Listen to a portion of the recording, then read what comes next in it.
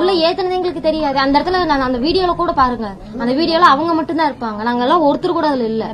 நீங்க ஸ்டார்டிங்ல சொன்னது உடலை வாங்க மாட்டோம், எங்களுக்கு நீதி கிடைச்சது ஒரே நிமிஷம் அப்ப சொன்னீங்க. ஆனா அதுக்கப்புறமா என்ன சொன்னீங்கன்னா நாங்களும் சம்மதிச்சிட்டோம். நீங்க சொன்னது நாங்க பேச்சுவார்த்தை நடத்தினாங்க, அதுக்கப்புறம் நாங்களும் சம்மதிச்சிட்டோம், பாடி வாங்க போறோம். என்ன சொன்னா என் பிள்ளைக்கு நீதி வேணும், அவன் செத்ததுக்கு அப்புறம் தான் என் பிள்ளையோட பாடியை நான் வாங்கி அதுக்கு என்ன பண்ணணுமோ அதை நான் அடக்கம் பண்ணுவேன். அது வரைக்கும் நான் வாங்க மாட்டேன், நான் கையெழுத்து போட மாட்டேன். இன்ன வரைக்கும் எந்த நான் பேப்பர்ல கையெழுத்து நான் போடவே இல்லை. குழந்தைய நான் கொண்டு போயிட்டாங்களே, பின்னாடி நாங்க கார்ல போனோம், நாங்க போறக்குள்ள எரிச்சிட்டாங்க. அதை நாங்க கேட்கறதுக்கு போனதுக்கு என்னை அடிக்கிறதுக்கு வராங்க. எதுக்கு அடிக்கிறதுக்கு வரணும்? என்னை வந்து கையெழுத்து போட சொன்னாங்க. நான் கையெழுத்து போட மாட்டேன், நான் என் குழந்தையோட பாடியை நான் வாங்க மாட்டேன். அவனுக்கு ஒரு நீதி கிடைக்கணும், சிஎம் வந்து எங்கிட்ட பேசணும் அப்படின்னு நான் நினைச்சிட்டு நாங்கெல்லாம் கொண்டிருந்தோம். ஆனா அது லாஸ்ட் வரைக்கும் நேத்து நடக்கல. நான் கையெழுத்து போட மாட்டேன்னு சொன்னோன்னே எனக்கே தெரியாம கணவரை கூட்டிட்டு போய் உள்ள வச்சு கையெழுத்த போட்டு எனக்கே தெரியாம அவரை பாப்பாவை தூக்கிட்டு எடுத்துட்டு போயிருக்காங்க. அது பின்வாசல் வழியா எல்லாம் எடுத்துட்டு போயிருக்காங்க. ஒரு வார்த்தை எங்க கிட்ட யாருக்கிட்டையும் சொல்லவே சொல்லாம பண்றதுக்கான அவசியம் என்ன நினைக்கிறீங்க? சைன் நான் போட மாட்டேன்னு நான் சொன்னதுதான். இதான் பிரச்சனை, வேற எந்த பிரச்சனையும் இல்ல. சைன் நான் போட மாட்டேன். உடலை கொண்டு போகும்போது கூட பின்வாசல் வழியா கொண்டு போகல, நீங்க நின்னுட்டு இருந்தீங்க, எல்லாருமே உட்கார்ந்து இருந்தீங்க, அந்த வழியா தான் கொண்டு போனாங்க. பின்வாசல் வெளியில பின்னாடி இந்த சைடு எல்லாமே மறைச்சிட்டாங்க. மறைச்ச கயிறெல்லாம் வச்சு எல்லாம் கட்டி, இந்த பக்கம் எல்லாம் கூட்டம் இருக்குது, இந்த பக்கம் நாங்க எல்லாமே நின்னுட்டு இருக்கிறோம், அந்த சைடுல வச்சு அப்படி கொண்டு போயிட்டாங்க. அப்ப அப்படிதான் கொண்டு போறாங்கன்னா என் பையனையும் சேர்த்து உள்ள கூட்டிட்டு போறப்ப பெத்த தாய் அங்கேயே தான் நான் இருக்கேன், என்னை வந்து உள்ள கூட்டிட்டு போக வேண்டியதானே, ஏன் என்னை கூப்பிடல, எங்கிட்ட சொல்லவே இல்லையே. சரி நான் தான் உட்காந்து தலை சுத்தல உட்காந்து இருந்தேன்னா இத்தனை சொந்தக்காரவங்க இருக்காங்க, அவங்க முன்னாடி சொல்லலாம்ல, அவன் ஏன் சொல்லல? யாருமே இங்க இருக்கிறவங்க எல்லாரும் நேத்து நாங்களும் இருந்தோம். நீங்க வந்து ஒரு பக்கமா உட்கார்ந்து இருந்தீங்க, நீங்க உள்ள போகல, நீங்க ஏன் உள்ள போக முயற்சிக்கல உள்ள விடல. நான் அது மூலமா எனக்கு தலை சுத்தல எல்லாத்துக்குமே தெரியும். எனக்கு ரொம்ப இன்னுமே முடியல. ஹாஸ்பிட்டல் நேத்து காலையில எல்லாம் போய் முந்தானத்து காலையில போய் பல்ஸ் ஜாஸ்தியா இருக்குதுன்னு இருக்காங்க. அதனால ரொம்ப தலை சுத்தல எனக்கு. இன்ன வரைக்குமே நான் 5 நாள் ஆச்சு சாப்பிட்டு, இன்ன வரைக்கும் நான் சாப்பிடவே இல்லை. சாப்பிடாம எல்லாருமே இப்படிதான் வந்துட்டு இருக்கோம். லாஸ்ட் வரைக்கும் குழந்தை கண்ணில் காட்டல, எரிக்கிறப்ப கூட கண்ணில் காட்டல, யாரை கேட்டு எரிச்சாங்க. போனோம், குழந்தை கொண்டு போயிட்டாங்கன்ட்டு நாங்க போன் பண்ணா போனை சுவிச் ஆஃப் பண்ணி வச்சுட்டாங்க. நான் லாஸ்ட் டைம் பாப்பாவை நான் பாக்கணும்னு சொல்லிட்டு அழுதுட்டே நாங்க இங்க இருந்து காரை வச்சு நாங்க போறக்குள்ள நாங்க இங்க இருந்து போறக்குள்ள நாங்க வந்துட்டு இருக்கோம், எல்லாத்துக்குமே அங்க தெரியும். அதுக்குள்ள ஏன் நான் போறக்குள்ள எரிக்கணும்? ஒரு மணி நேரம் வெயிட் பண்றது, ஒரு அரை மணி நேரம் வெயிட் பண்றது, எதுக்கு எரிக்கணும் குழந்தைய? அது குழந்தை தானே, அது ஏற்கனவே அது ரொம்ப நொந்துருச்சு, அது எதுக்கு எரிக்கணும்? என்ன காரணம்? அங்க இருக்கிறவங்களுக்கு எல்லாம் இன்ன வரைக்கும் எல்லாத்துக்குமே தெரியும். 2 பேர் கடத்தி கொண்டு போய் ரொம்ப கொடுமைப்படுத்தி இருக்காங்க. அந்த கடத்திட்டு போகும்போது நீங்க வந்து இது ட்ரிங்க்ஸ் அடிச்ச மாதிரி சொல்லிட்டு இருக்காங்க. 4 மணிக்கு இந்த சம்பவம் நடந்திருக்குது. என்னன்னு கேட்டீங்கன்னா நிறைய பேர் வந்து கேள்வி 4 மணிக்கு சம்பவம்.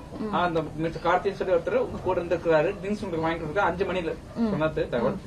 அதுல இருந்து வந்து நீங்க அடுத்த மறுநாள் வரைக்கும் நீங்க வந்து இதுல இருந்திருக்கீங்க, போதில இருந்திருக்கீங்க, உங்களுக்கு தெரியல அப்படிங்கிறாங்க. இதுக்கு என்ன சொல்றீங்க? இதுக்கு என்ன எப்படி சொல்றதுன்னு கேட்டீங்கன்னா, நான் அங்க அந்த வீட்டுக்கு நான் போய் 1 மாசம் தான் ஆகுது. சரிங்க, இருங்க நான் சொல்லிடுறேன்.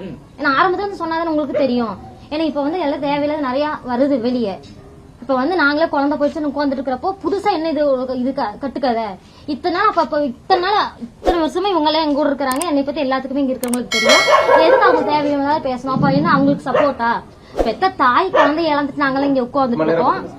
நேரா பார்த்து இது குழந்தை இழந்துட்டு நாங்க இங்க உட்காந்துட்டு இருக்கிறோம். இழந்து உட்காந்துட்டு இருக்கிறப்போ ஒரு லேடி, அவங்களும் ஒரு பொம்பளை தான், அவங்களுக்கும் குழந்தை இருக்குது.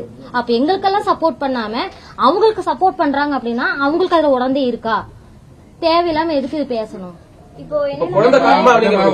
குழந்தை வந்துட்டு சாயந்தரம் 5 மணிக்கு காணாம 5:30 மணிக்கு. ஆனா நீங்க அதுக்கப்புறம் வந்துட்டு பாத்தீங்கன்னா உங்க அப்பா வந்துட்டு வேலையை முடிச்சுட்டு வந்துதான் தொலைவிருக்காரு.